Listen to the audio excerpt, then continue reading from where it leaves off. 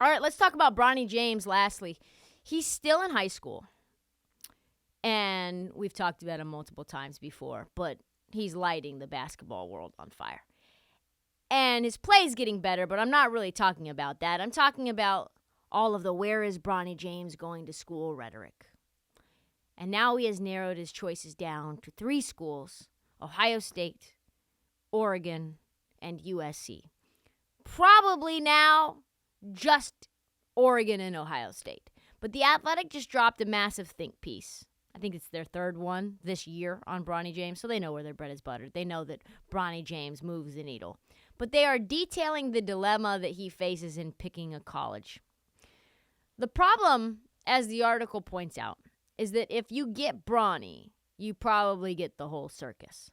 There's no, you just don't get Bronny and then nothing else. You're not getting him as a player. You're getting every game on national TV, all of the media in the world, all of the scrutiny on earth. It's catch-22. For me, as an Oregon fan, I have zero interest in Bronny James. We are not ready for that level of smoke. We are not ready for every single game on national TV. What if he doesn't perform well? What if your team doesn't perform well? What if his season is a train wreck? What if you're not playing him and you're losing? And how many games is LeBron James going to go to? How many is he going to show up to? How is that going to impact the fans that go to that game? Probably a lot. Is LeBron James Jr. worth the headache? The Athletic surveyed 8 anonymous college coaches, and one of them had some real things to say. The expectation doesn't match the talent level, or at least not yet. And that is where it gets messy. The expectation doesn't match the talent level. And that is where it gets messy. One coach said he couldn't even get on the phone with Bronny James because it was going to take an incredibly long time in order for him to be able to even reach out to his mom or his PR team. And Bronny James, let's be honest, is a top 40 player. He's improving. But there are probably 10 players at his position in his own class rated higher than him. All 8 coaches said, as it stands, the ones that were polled, he would not start on their teams or any likely top 25 program in the country. He can ball, but he is not a starter according to those 8 coaches. And it's probably too much to ask an All-American play style from a freshman, right? You're probably going to sit him at least a little bit, but he's not going to be a 4-year player. So what are we really talking about with Bronny James? We're not getting Cade Cunningham out of Bronny James. Another coach said this: Bronny is in essence a 4-star player with a 5-star name. If it were a no-brainer, he'd be signed by Duke by now.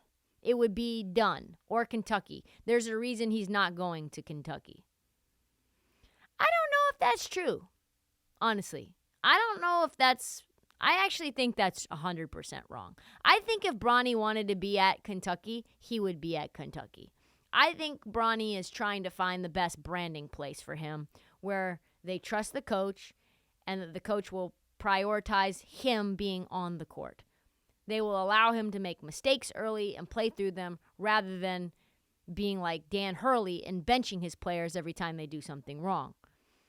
Is there programs that would concede something like that? Yes. We just said there's 3 programs that are on his list now that he's narrowed it down. USC, Ohio State, and Oregon, which happens to be my alma mater. I can feel that he will be an Oregon Duck in my bones. I can feel it. He's already a Nike athlete. It makes already so much sense. And Braun said he's already spoken to Dana Altman, and he knows that there is mutual interest. And I believe 2 things. One, Bronny James is one and done. He's not going to sit around and wait for LeBron James to collect dust while he's seasoning in the college realm. I think he's going to be in and out. And LeBron James has set a timetable, right? The most important thing of all for LeBron is to play with Bronny. Bron's contract with the Lakers is up the same year that Bronny is eligible for the draft. Do you think LeBron James is going to extend with the Lakers and Bronny's just going to hang out at Ohio State for a second year? No, absolutely not. The Athletic thinks no one thinks Bronny is actually a one-and-done player, nor does his current recruiting rank. Only one college freshman selected in last year's NBA draft ranked below 23rd as a high school prospect, Baylor's Jeremy Sohan, who played high school ball in Europe because of COVID. And as Stephen A. always says, and I get all that, but that also brings me to my second point. It doesn't really matter what his ranking is. It doesn't matter one bit. He's a first rounder because his dad is included in this first round package. That's it. If he was not connected to LeBron James in any way, yeah, he'd probably be Josh Hart. But if he gets drafted by the Rockets, call LeBron next Hakeem Olajuwon, the next Rocket great. The circus will come to town, and it will be big dump trucks full of cash. We've never seen a duo like this in NBA history before, and especially one really revolving around LeBron James, the greatest player of his generation, most popular NBA player on the planet. And I don't even think we can probably predict the ratings, right? Could you imagine a sponsored prop bet for LeBron and Bronny James? That would be chaos. Could you imagine the ratings? Can you imagine the features that they're going to do? He's not the ordinary recruit because we've never seen a situation quite like this before.